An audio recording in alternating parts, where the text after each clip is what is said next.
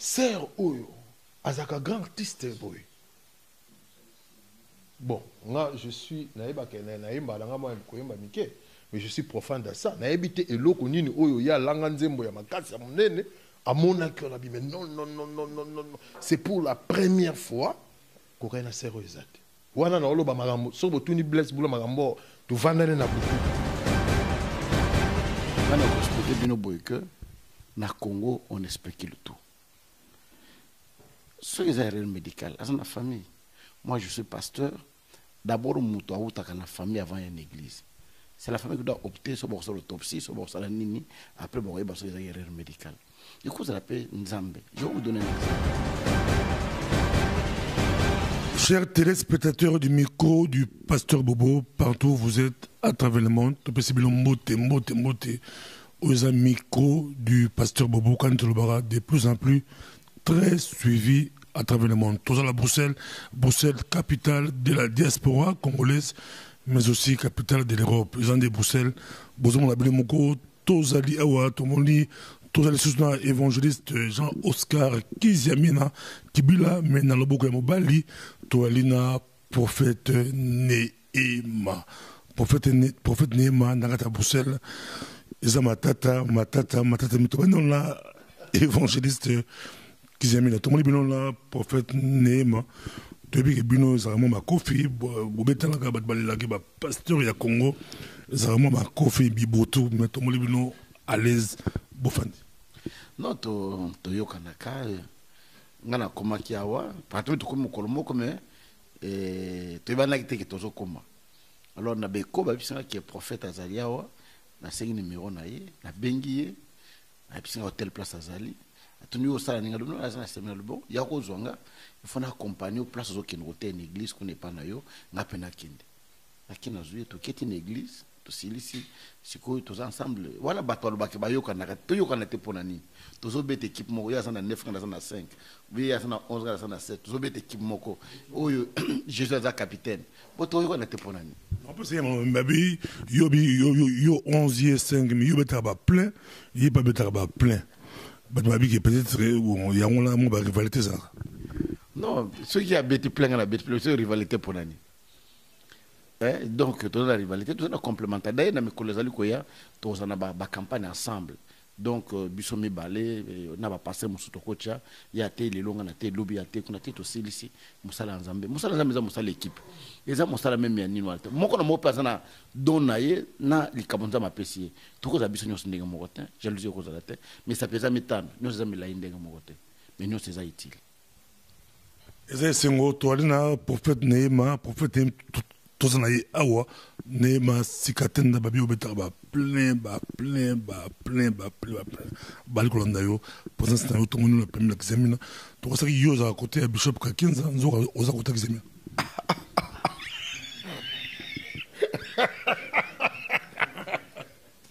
Ah, yes. Non, on a rectifié d'abord le coup. Moi, je pense que la dernière image, on a que Bishop Kakinza va ensemble pour dire que ils ont s'occupé de vite. Non, c'est un peu ça. Moi, je pense que dans la famille, toujours, la vérité sur les alliés, il faut que le banak en face. Non, non, c'est la famille. Parce que ceux qui famille, la vérité, ça veut dire que l'hypocrisie, c'est la famille. Or, mutamala mulinga, mutu oyo. Même le logo comprend dans l'hôtel, ok, mais comme la nuit porte conseil, c'est ça la famille. Moi je pense que tout l'équipage joue là. Ce qu'on dit bisona évangéliste Kiziamina, et là on a bisona bisa qui est que non, yo betarba plein, moi rivalité. Non. Na ko bisona le peut-être hier à Bossani Kolobayango. Je pense qu'il y a aujourd'hui 8 à 9 ans, où des fois, à Banda Roussang, ça va église na Nyoso, il y a Kinshasa, à Sangisi Bango, à louer salle na Fikine, Ngana ena Tei, à Pambolinga. Il faut amuter ma bonne Zambé. Et puis, dans le biso dès les vivants, pendant nos papas Nangai Oyo, il était contesté comme les les plus grands musiciens et magiciens, pardon, c'est parmi les hommes de Dieu. Bangouna ba Sony Kafuto ba poussana ka bon. Sony Kafuta c'est avec raison parce que ba outi banze malam. Ba yeba ki ba don papa pendant ba on ba zala ki no ba gêne. Mais par rapport à l'évangile qui s'amina, baza ba parmi ba poussana ki pembe na papa pour na ko reconnaître et le ko nzamba tia katina. Tant que papa est kufa na ye malgré mokili ganga ki to bungisi mosala nzamba ya munene. Mais eux ils étaient parmi na vivant ya mutu wana o bandimaki. Oza komona ba biloko wana et je pense que là on a bandé koloba c'est pour la première fois ngai na Congo homme de Dieu a organisé ba église na nyonso a loué salle na fiki na tie ba mbongo ba publicité mais pour mutu muso ya roter. Ça fait plus de 9 ans à sala yango. Tout ça kaka wana te. O yakuta ba église o iska na théâtre pa na wana koloba ngote. Mais acte muso sou touchanga imaginez ils avaient organisé une grande journée, une esplanade, et pas y a mettre taureau. Basali ba publicité ba biloko nyonso ngala biso faut mon envoyement donc ba déborder na ninya ba bien on capella plein OK tiozo kende neti côté asuka kuna plein publicité alors bi prophète nema mto sala msala ya zu avia kina Angola ozo o wa biloko nyonso to bato to lo barate a muto peut-être a misana pena ko lo ba mingi te oza komona bino bato peut-être mo na musika bolo bake boko imaginer makamna bino or to zana ba biloko moko boyi oyo e kangisa biso ba pambolanga ya désordre azaku na tina ba offrande nyonso ekotaka na ebisi yo plein pour ça la ba biloko ya ndengo wana yo mosela nzambe na mboka il faut ça d'abord mutema ya nzambe il faut ça na appel ya nzambe ya solo. Parce que tu ne peux jamais oser faire un biloko. Moi, histoire, donc pour dire que on a eu beaucoup de choses ensemble. C'est pour cela, avant de perdre moi en abisso, moi je pense que tant que moi j'ai maladie en apoto, l'évangile c'est que m'a appelé à Kinshasa pour prier pour moi na wana. Vous avez un lien tous en hein? Mon enfant, moi l'évangile, ce que j'aime là, avant Koufa, oza comment on a lien wana, il na poto azabe mosai na nzambe, mais il m'a appelé et j'ai prié, j'ai déclaré pour na mwana wana. Oza comment on a pour dire que moi je pense que par rapport peut-être à ma responsabilité, bah ni mon mutazana musala na ye et puis au fur et à mesure tout ça quoi avancer musala les okola et ça tenenge tout ça il y a 10 ans 3 ans mais cela n'empêche pas tant on nzamba permettre que to kutana il faut to kutana neti sikoyo ngam na bengi ete ayoki ka na za bandi ko fouiller ba numéro na nga pas a bengi au prophète ozapi faut to mona peso mboto ngabi ya ko manga ba pesa mboto te o te ya wapi na za ko accompagner le sikozo te nga pe na besoin liloba. Or, nous avons passé l'engelo comme boy. Or, nous avons penda ba moi ba contrôle ba malaise ezalaki, mais prédication ta ba ni côté na binzambe. Onction o yazo déclarer awa et toucher ngai moko. Or, azu micro na souka le bina sala prière à souka. Tant la bandiga ko prier sur place. Wana pan na yoki mbala moko guérison miracle côté na ga nzoto na nga. Par rapport à la douleur, on a mis ça, on a mis ça à côté, la douleur, tout est ici, donc guéri miraculeusement. Je comprends que les gens qui ont accompagné, donc c'est un peu ça. Toza la Bruxelles, capitale et diaspora, Congo Babi et des Karamingi et des Gagara, la micro du pasteur Boumé, église évangélique qui a mis les occupants matata, la poto, mon batata, bazo reproché Pébino, Balabi, ba pasteur, ba Kambi, mon ingazoki mon ba difficulté, mais ton monde moi liboko chamakité, ceux qui babi ceux qui sont ba pasteur, ba église non so, ata kiti moko, ton eto son église voilà, au le balimi. Moi, d'abord, Eloko Moko, au moni expérience. Ils ont d'abord Nakomona. Nakomona, il y a même la tribunal. Vous allez participer à l'activité. Vous avez toujours un témoin ou un monaki. Mais là, le bélo Moko. Expérience, il y a Komona.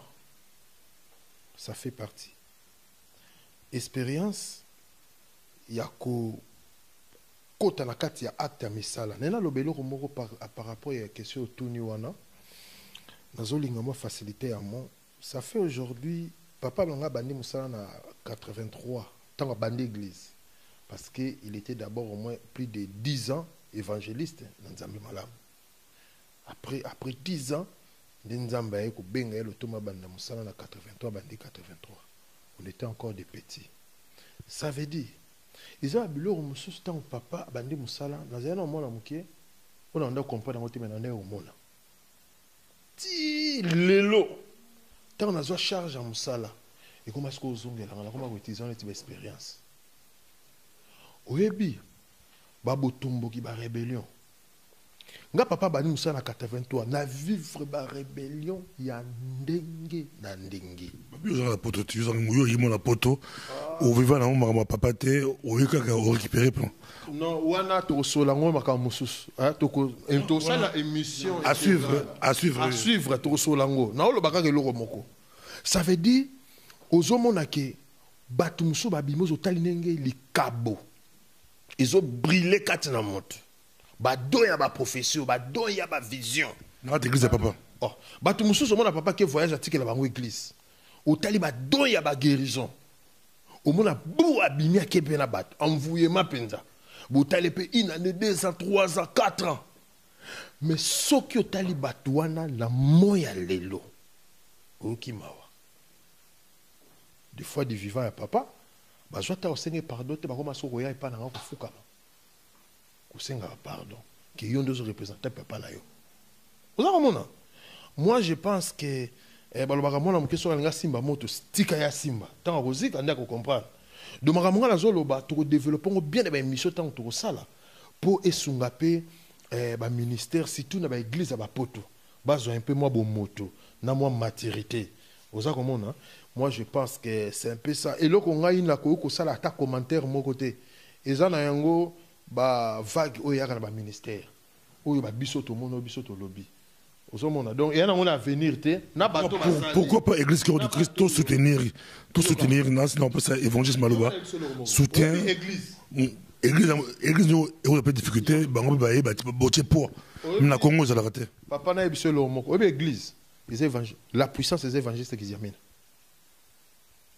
ce n'est pas le pasteur qui est là qui a cette église ici non sans lui cette église n'existe pas la puissance il est ici mais le ministère de la puissance nous sommes partout dans le monde c'est lui vous avez débattu sur longtemps tout route monsieur babaki il a Jésus il a été et vous avez la grand débat là ava e omoni babiso yo babiso yo tozana ba vérité moko oyo peut-être olinga ba écran ngala linga na ngai télévision te soko landeli penda même la Kinshasa nazona ba audience ba journaliste ba linga bebele boy na linga télévision te ngamo nazana télévision na koka ngote mais bato musu bazomona ngolu wana koleka ba télévision mais tozana ba kambo musu ba vérité mususu soki to bandi koloba awa to kolisa bato ebele bo moto pe e kozonga ba ko comprendre bonzambe zani bonzambe ba yekola ngo pa ina moto oyo atambola na nzambe bonzambe okoko ramasa ngo kaka bongo te vague au moins makambo le kaka na puissance awa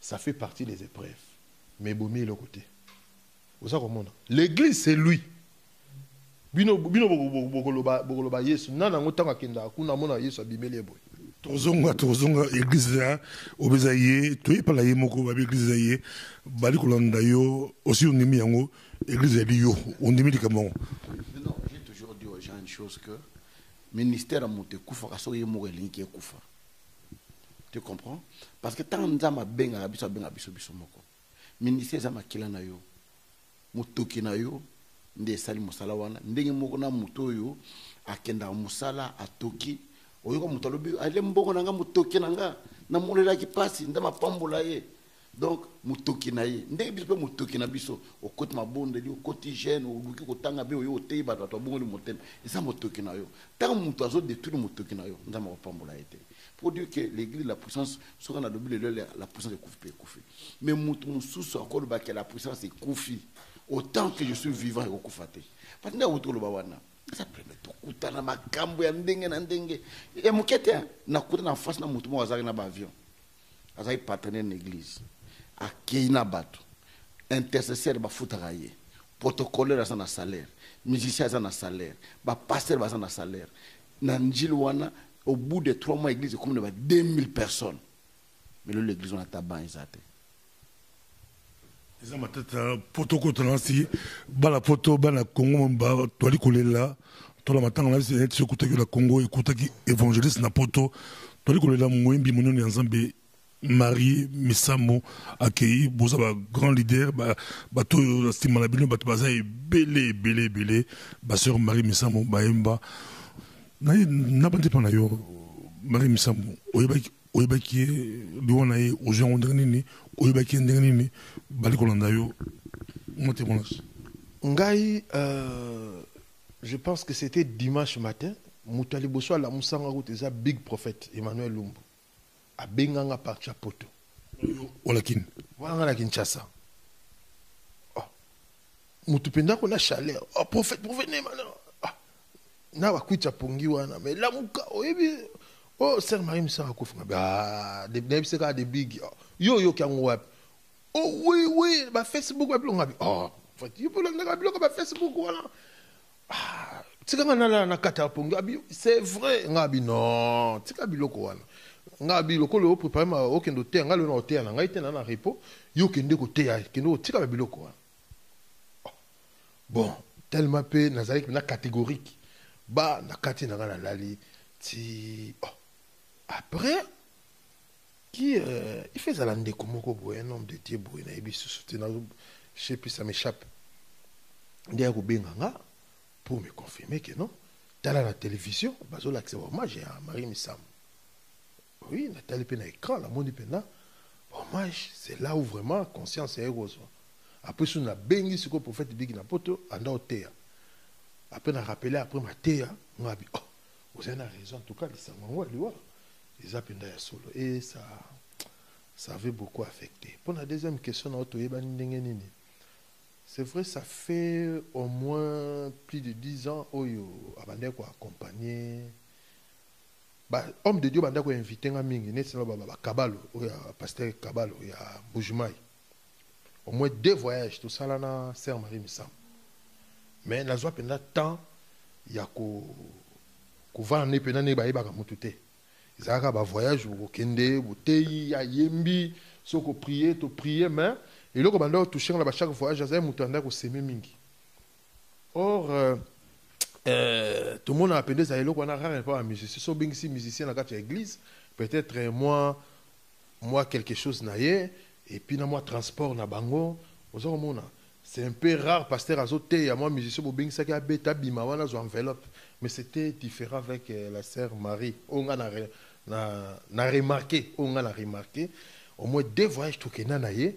Au monde a penda moi ba enveloppe na ba $1000 ba 500 azo semé na église ba bengisi arozwa on a ba ngai mo na te ba enveloppe azwa donc côté wana c'est un peu ça mais na yaki siko ko yeba sœur Marie na liwa ya apôtre de baba na liwa ya apôtre de baba tant apôtre de baba parce que apôtre de baba il a travaillé dans Néma ministre, ça n'a rien à voir avec l'église de Dieu. Néma ministre, c'est une vision. Débat à travers Palayo. Néma ministre. Dans la dernière année, nous avons travaillé dans Néma ministre. Où ils ont vision pour le corps de Christ. Pour la Kosunga. C'est Kosunga, l'église, l'affaire sociale, alors, il faisait partie de membre de bureau. Au moins, 3 dernières années, il y a un salaire qui est en Koufi. Monique, Nazalaki un peu net, moi à tête, il y a une organisation à Biloko Mouabou. Alors quand la sœur Marie s'est approchée, c'est là où j'ai vu une autre face. Dans mon façade de Moussous, il y a un peu sœur Marie. Tout ça, les voyages, il y a 5 ans, 4 ans. Mais pourquoi pas vous permettre que na approcher les sous-sœurs ma casse pour naïe baye. Et là, il fallait qu'il tout la frère de Baba na centenaire. Ils ont montré nous avons mémoire ça lui soit vanti. Oh, mbongo bapesaki afuti nde centenaire te toke kuna na centenaire sœur Marie azobengaka bio prophète ndenge eza kutu boye tokitisa babiloko bando bengana biso na centenaire po tocha wana kutu nayebaki te ki asalaka babiloko na badécoration banini parce que yebisanga prophète ngane fola sala badécoration bilomo abongo abenga bino prophète babengani biso awa bayebi makambo wana te bakolela apôtre de baba tenga bozelanga na oya nakiti na cinquantenaire wana tana komi na cinquantaine tozala zabani nazali na bamashabani na mwa bato belebele mwa baorganisation wana tant tokomi effectivement cinquantenaire eyeba nango makambo wana te ifalaki sikoyo wana toza heure nini tokomi 22 heures salle ya kolela apôtre de baba eza te donc sœur Marie akomaki depuis soki ba 16 heures na bana ne badekoraka na babiloko badekoraka tala komi 22 heures tokomi na équation biso nyonso libanda na cinquantenaire présence d'esprit karabi non tokima nanu tokende nanu na sanef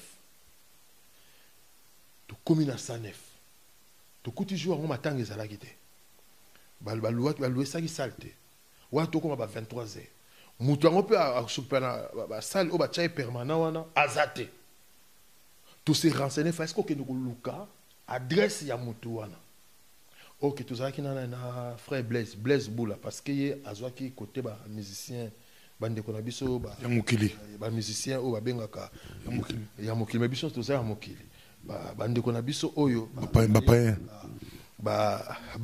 bamiziki oyo ya profane non pas profane il chante non parce que nga naza na conception nanga mosusu yango nalobi na émission na 1 heure du temps nalobaka oyo bazwa nzela ya koyembela nature na oyo ni biloko nyonso eza kati na mokili bazolanda nasi bakofi olomide balelaka mpenza bobengaka bango baprofane bapaye baselikaka mpenza nayebi yo émission ya nsima nde tokoloba nga alobaka bayembelaka nature bayembelaka oyo nyonso nzambe asala na mokili nazwa bango na angle wana or bamisien na biso oyo tobengaka chrétien et plus ils sont basés na nzambe kotombola kaka kombo ya nzambe kotombola kombo ya yesu oza komona c'est un peu ça tozali na frère Blaise Boula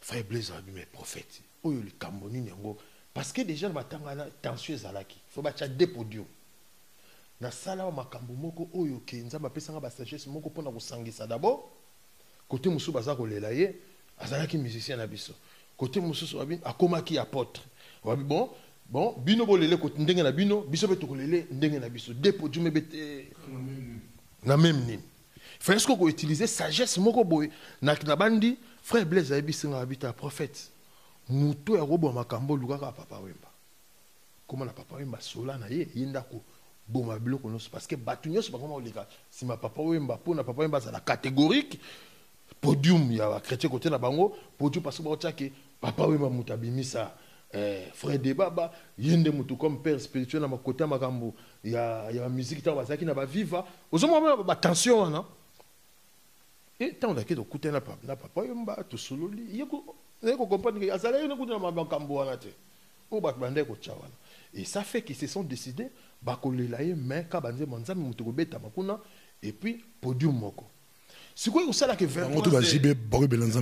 23 heures tokoti na mituka na ba sœur Marie misa bakoti na mituka na toko koluka so muta sala kende koluka la biso soki tokozwa so wapi wana sokota ba yolo kuna toke tozwiye tozongene wana tobi bon ndenge za boye en tout cas mais ba continuer baza te il faut biso to parce que ebembe bimalobi il faut sœur Marie abanda ba décoration na ye siko ndenga lobaye ke ba décoration na ezwaka bon temps en tout cas toujours pesa gage mbongo soki ba continuer ba ye soki peut-être ba blâmer yo toko pesa lisusu moi surplus pour na ko garder place je te dis sœur Marie abima wana 4h du matin to tikaye wana 0h ta ba fongoli ba fongoli li salle abandi makambo na ba décoration wana na yeba ka bino prophète yo kende o mona ndenga la décoraka boye ba ngala ndenge ya moyembi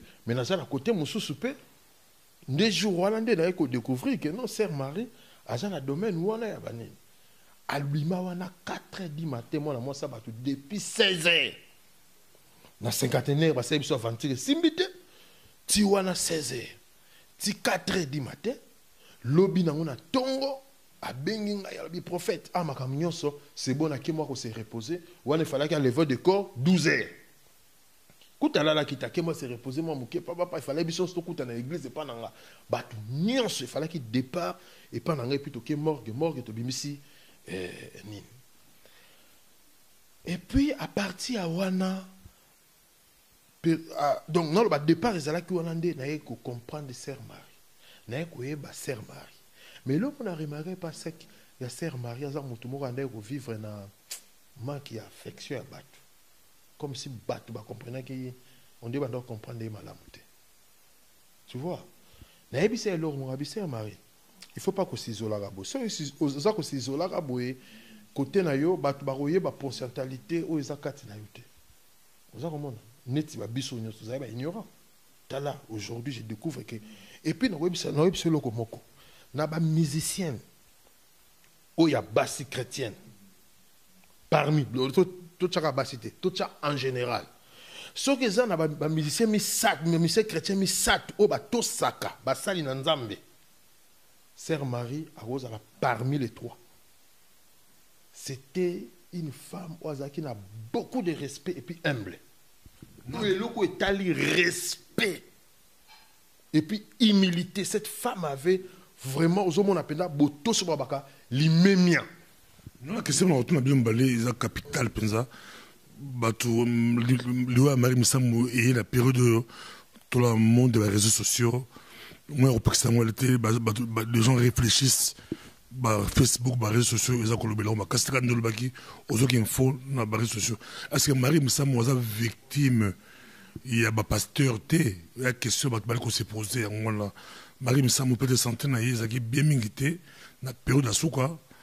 Invitation, il y a une campagne de kaki, invitation, il y a un concert de kaki, il fallait bêta.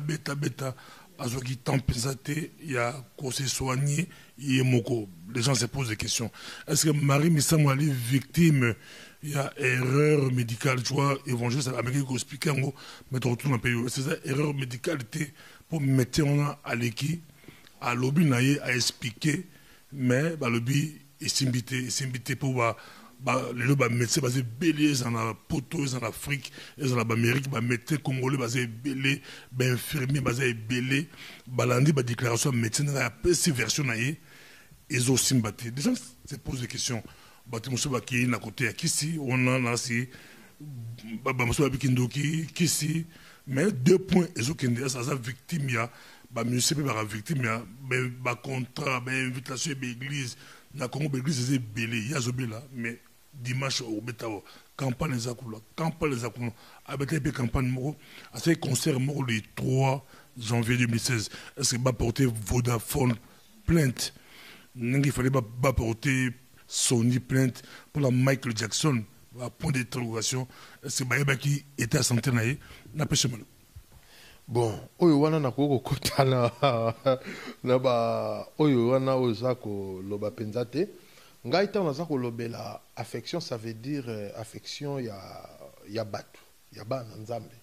On avait senti que elle avait vraiment un peu besoin de ça.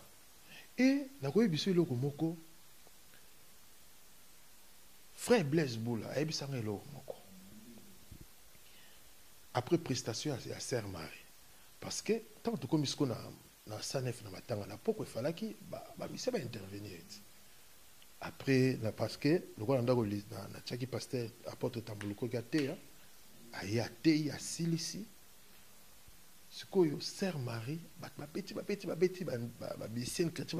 il y a matcha bando bête. Tu vas na frère Blaise Boula boy, frère Bouza a bougé. Avant de calme, sœur Marie a bête. Dans wa silisi abi. Prophète. Mais sœur Oyo, azaka grand artiste boy. Bon, moi je suis mais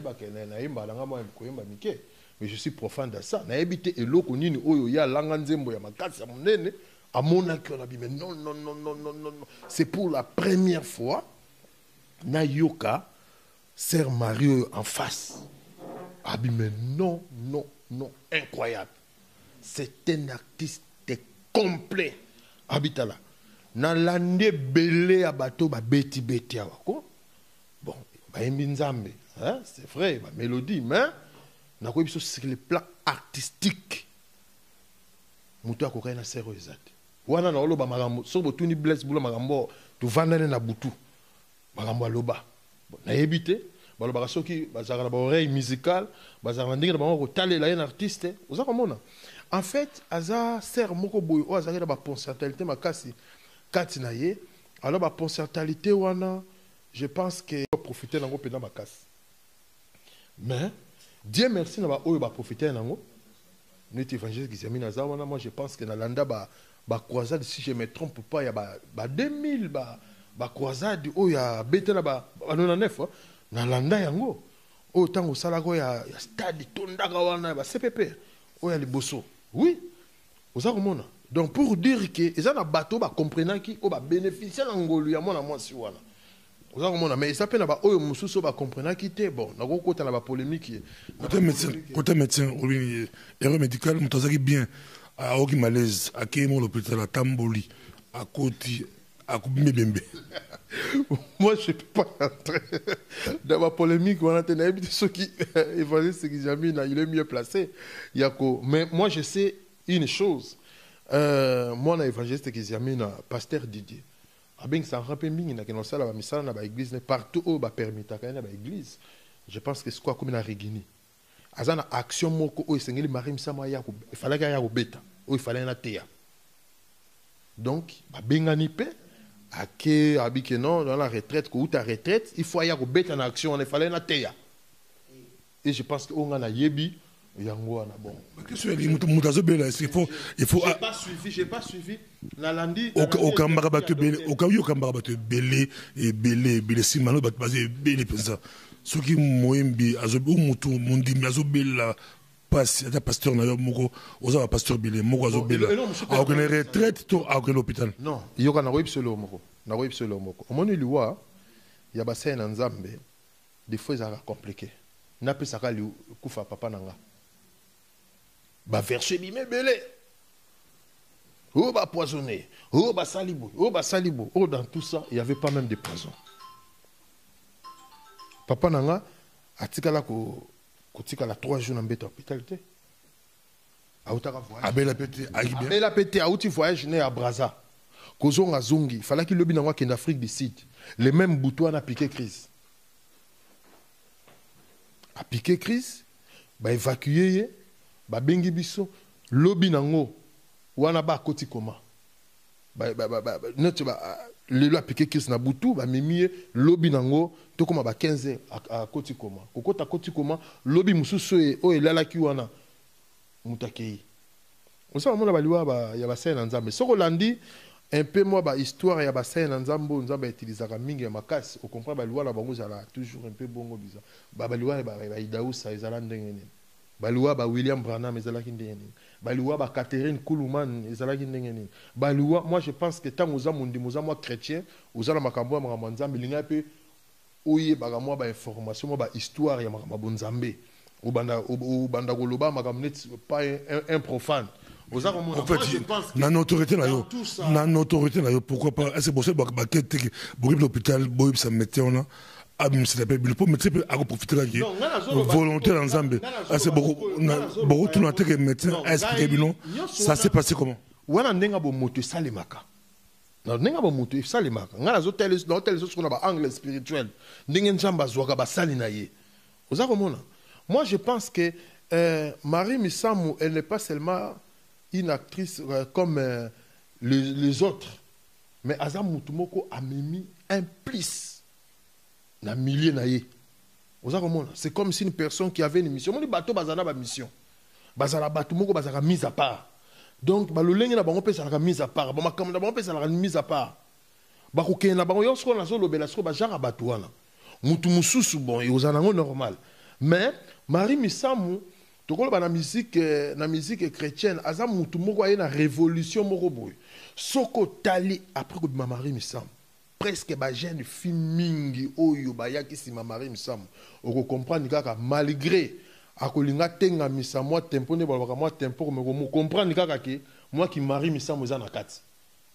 On a vécu ça presque partout. Or, Batabongo a une mission a impacté une génération. Alors, Batouana, Batalolenge, on a vu un peu moins différent. C'est pour ça parce qu'on a côté un angle spirituel. Cela n'exclut pas. Makambu, il y a un contrôle, il y a parce que c'est la famille. Famille fait l'ande de la Babylone. Après, le pasteur Babylone, tu n'as pas évolué qu'ils aiment vers la fin. Tout le monde est prophète, il y a qui ont un côté spirituel. Mais toi, le président est pasteur, il y a un Moukambi est pasteur. Après, le droit, il y a Roland Delango, un côté normal. Beaucoup de médecins, moi, vérité. Marie Missamou, erreur médicale. Marie Missamou, c'est un truc qui peut expliquer un peu.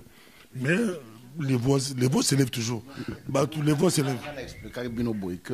Au victime de l'église. Non. On a expliqué Bino Boyke. Na Congo, on explique le tout. Ce qui est erreur médicale, c'est la famille. Moi, je suis pasteur.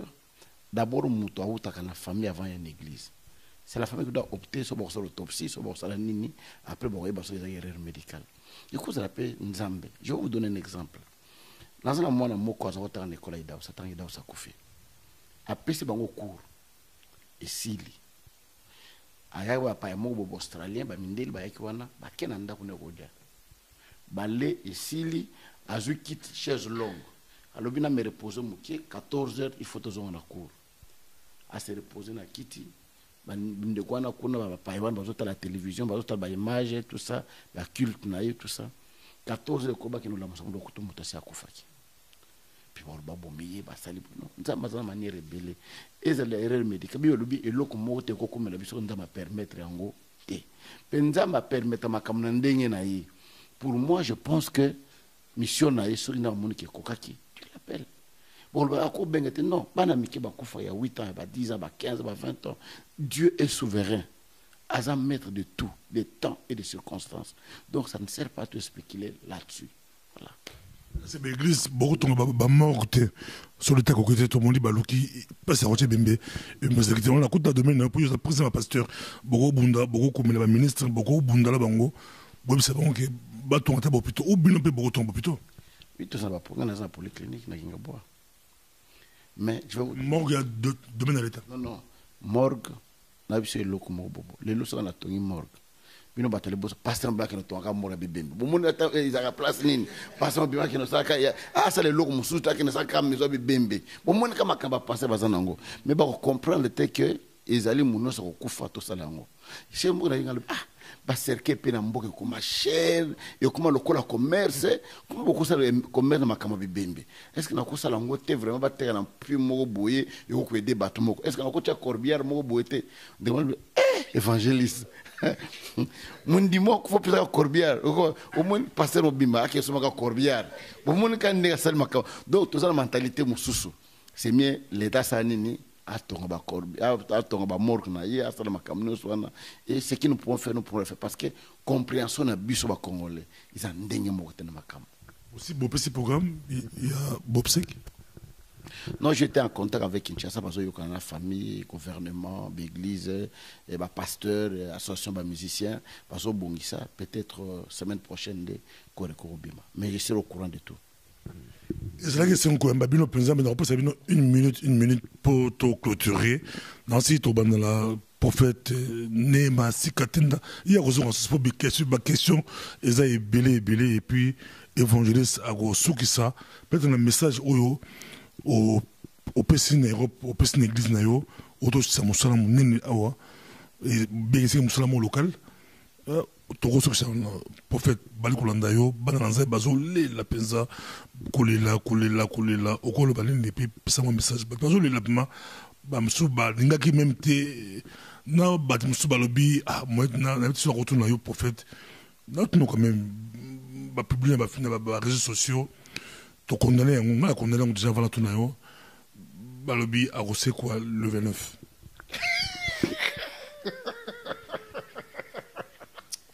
Oh, ma tante. Ils ont publié. Pardon, s'il te plaît. Babylone, quoi, on a évité. On a évité. On a condamné déjà parce qu'ils avaient bien été. Mais la tenue, quand même, on a condamné. Parce que les réseaux sociaux, ils ont autant de là. Une femme de Brazzaville. Bon, Alexis, on a évité pourquoi Alexis. Mais ils ont pas ça. Bon. Au rôle de la déviation. Bon, on a côté la bloc on a été mais on a profité, on a souhaité d'abord mes condoléances à la famille, à la maman. Et je pense que dans l'émission, sa fille.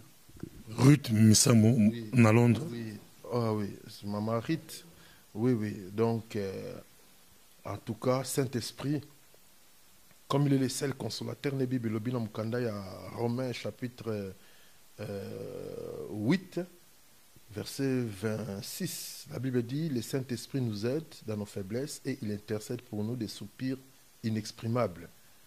Na ba moment boyende même ata makasi nyoso nzoto esili molio mosanto salaka musala sikoyo yako relever malobo yozo kobondela te po a intercéder molio mosanto a intercéder a sunga mwana rit et puis nayoka ki mama pa azali en vie nzamba fortifier et puis na ba libota mobimba ensemble nzamba a fortifier bango et puis nazo souhaiter mes condoléances na bandeko nyonso balanga nzembo o bayembaka en tout cas bolakisa bonzambe unité bosangana botika ba fitilité pa pamba ya ba buzoba on veut pas voir ba buzobo salamaka na matanga ya ba debaba matango on veut pas voir je veux pas même y entrer dans tous ces histoires.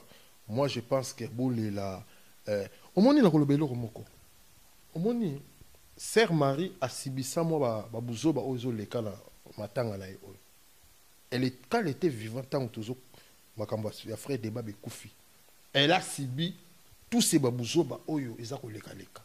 Nous voulons pas tous wana pona kocha koya kubwaka essence c'était ce qu'a déjà moteza. Tous wana pona ko apaiser ba esprit. Et je vois que cet esprit doit être changé. Moi je pense que ba évangéliste qui zamina ba kulutu bazawana. Il y a beaucoup de grands hommes de Dieu aussi au Bazali. Je pense qu'il faut que tel le Corona, surtout dans le milieu chrétien. Il y a trop d'hypocrisie. Il faut que dénoncer les biloko. Ce sont les biloko moko oyo ne peut pas supporter. Boluka kimia, bo sangane sika moko pona tomema mama na biso nzoto na ye kino na esika ya suka oyo tokokabwana na ye azaki mosali na nzambe botala bato bayebi nzambe te oyo tobenga baole mosusu bapagano baza kolanda biloko ya boza malamu te.